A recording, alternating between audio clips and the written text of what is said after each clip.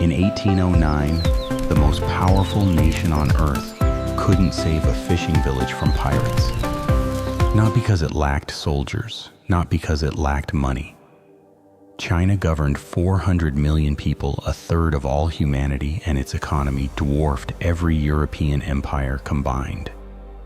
It had gunpowder while Europe was still sharpening swords. Paper money while the West hauled chests of gold across oceans. And yet on the southern coast, a village burned. 2,000 dead. 80 severed heads hung from a banyan tree as a warning to anyone watching from the water. The largest civilization in human history couldn't bend its weight toward one burning village. This is the story of how a system becomes so successful it forgets how to survive. The pirates didn't win because they were powerful. They won because the empire opposing them had stopped being able to respond to anything it hadn't already predicted. China in 1800 produced roughly 33% of global GDP. Its government had been running the same operating system for over 2,000 years, not tweaking it, not patching it, running it.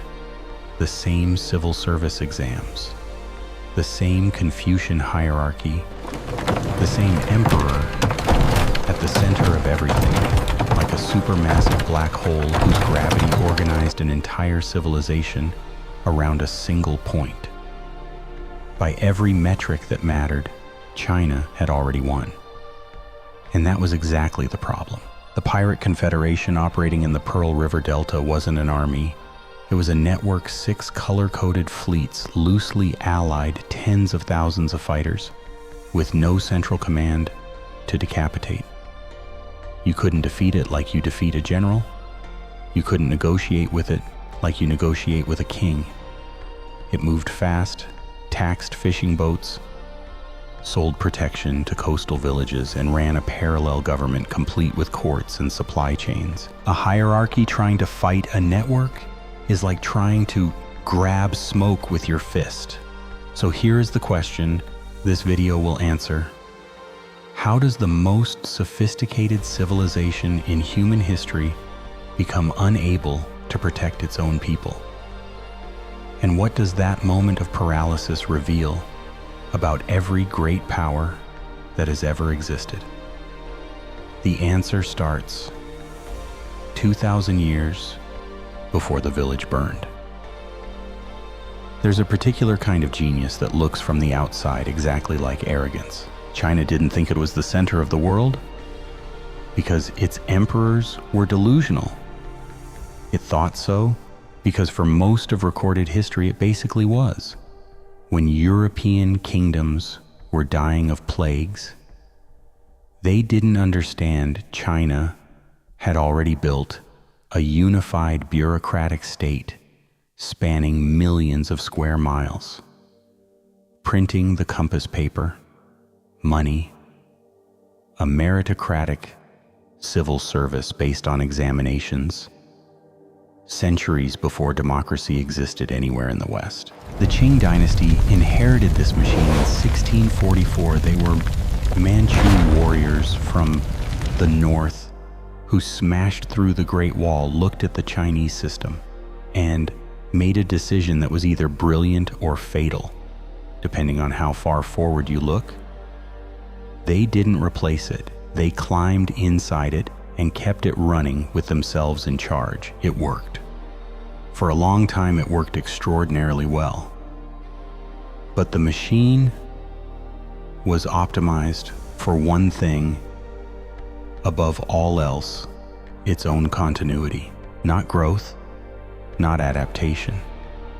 Continuity.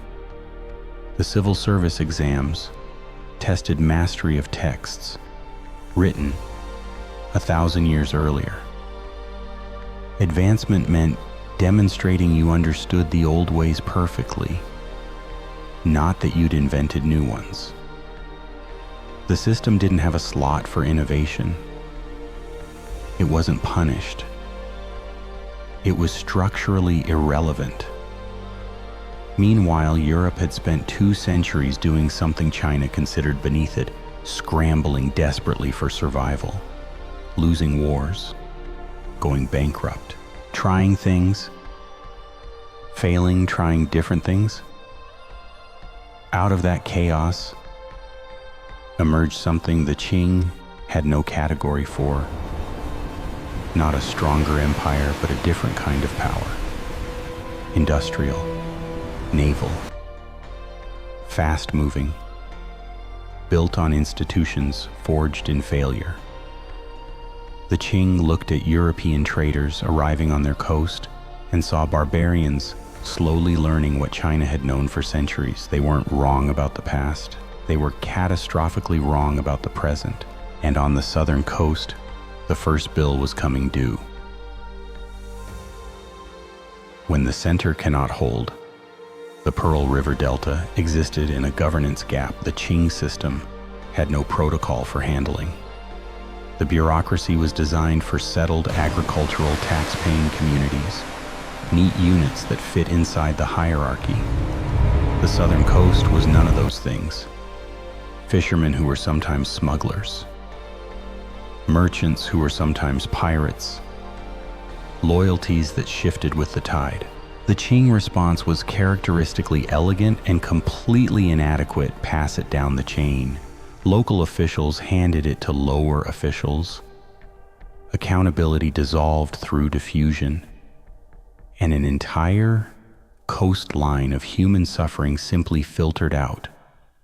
Not through corruption, but through the structural impossibility of a system so large and so layered that responsibility never landed anywhere.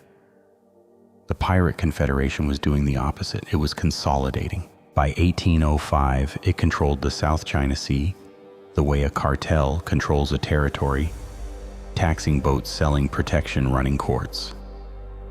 The Qing Navy vastly outnumbered them in theory. In practice, its admirals were appointed through the civil service, promoted for administrative competence, and incentivized above all else to avoid catastrophic failure. Aggressive campaigns were high risk. Cautious inaction was survivable. So they chose caution again and again. The wrong kind of perfect. Here is where everything flips. The standard reading of Qing decline. A once great empire grew weak, corrupt, complacent. It fell behind. The end. That reading is wrong. The Qing Empire in 1800 wasn't weak. It was operating almost exactly as designed. The bureaucracy functioned. Taxes were collected. Examinations were held. By every internal metric the system used to evaluate itself, the Qing state was performing well. That's not weakness. That's something more unsettling. The Qing didn't fail because the machine broke down. It failed because the machine worked perfectly and the world had changed into something the machine was never built to handle. When you optimize a system for one environment, you make it better at that environment and simultaneously more brittle everywhere else. A cactus is a perfect organism for the desert. Put it in a rainforest and it drowns. Not because it became worse, because the environment became incompatible. The Qing system was optimized for a world where China was the unchallenged center, where primary threats were internal rebellion and northern land invasions, both of which had centuries of protocols. It was not optimized for fast naval networks, industrial economics, or decentralized actors who didn't need legitimacy to project power. The pirates weren't a military problem. They were an evolutionary one. And here is the human truth buried inside this history. Every system that becomes dominant becomes, in the same motion, resistant to the kind of change that would keep it dominant. Success builds structure. Structure builds rigidity. Rigidity builds vulnerability. The better the machine works, the harder it becomes to imagine, let alone build a different one. You've watched it happen to companies that invented their own industries. You may be watching it happen right now to powers so large They can't see their own edges clearly anymore. The empire that forgot how to fight. What finally broke the Confederation wasn't a Qing military victory. It was a negotiated surrender, brokered partly by the pirates' own internal tensions and partly by Zheng Yisao, the woman who had inherited command of the entire network after her husband's death, and proved a more formidable strategist than anyone the empire had sent against her. The empire didn't defeat the network, it absorbed it, which sounds like genius and also previews exactly how the Qing would handle every subsequent crisis for the next century. Not solve it, not adapt, contain it, return to equilibrium. The problem is that some crises don't want to be absorbed. Some crises are the world telling you that equilibrium is no longer available. The Opium Wars were 20 years away. The Taiping Rebellion, the deadliest civil war in human history, was 40 years away. The complete collapse of the dynasty was 100 years away. The machine kept running. The world kept changing. The gap between them kept growing, one unprocessed crisis at a time. It started with 80 heads on a banyan tree and a bureaucracy that filed a report about it. Nobody inside the Qing Empire in 1800 thought they were in decline. Why would they? The harvests were coming in. The borders were secure. The emperor sat at the center of the wealthiest civilization on earth, receiving tribute and reading reports that confirmed year after year the system was functioning as intended. Decline from the inside doesn't feel like decline. It feels like stability. This is what should make every person alive today uncomfortable, not as abstract history, but as a present reality. Because the Qing weren't uniquely blind. They were doing exactly what every dominant system does at peak complexity, measuring themselves by the metrics they'd always used in a world that had quietly started running on different metrics entirely. Peak doesn't announce itself. It looks from the inside almost identical to continued success. The institutions are still standing, the rituals still observed, the language of dominance still fluent and confident. The only thing that's changed is subtle and structural. The gap between what the system is optimized for and what the world actually needs has started to widen. Slowly at first, then faster, then all at once. The Roman Senate kept holding elections while the Western provinces fell away, one by one.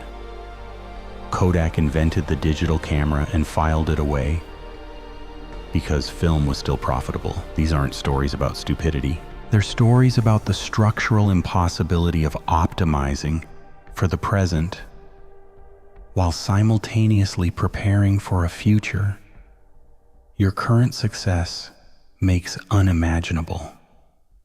Every great power has a southern coast, a place where the system thins out, where the map gets unreliable, where things the official metrics don't measure are quietly building into something the official channels will eventually have to face. The question isn't whether that moment comes. The question is what a civilization does when it arrives. The Qing couldn't answer that question. Not in time. There's a particular grief that comes from understanding history clearly, not the grief of tragedy, of bad people doing bad things. The grief of watching something genuinely magnificent, built over centuries by millions of brilliant people, become the very thing that undoes itself. The fishermen of Sanshan weren't victims of an evil empire. They were victims of a perfect one. And that distinction matters more than it seems, because the lesson isn't don't be corrupt or don't be cruel. The lesson is quieter and harder. The same qualities that make a system great, its consistency, its depth, its certainty about what it is, are exactly what make it fragile when the world moves. Every structure that has ever endured built its endurance on a version of the world that no longer fully exists. Every institution that ever mattered was once a radical improvisation that became over time a tradition, that became over time a cage. The village burned. The reports were filed. The machine kept running. And on the Pearl River Delta, the water kept moving, indifferent to empires, indifferent to pirates, indifferent to every story. The people on its banks told themselves about who they were and what they'd built. The water always keeps moving. That's not a tragedy. That's just the shape of time.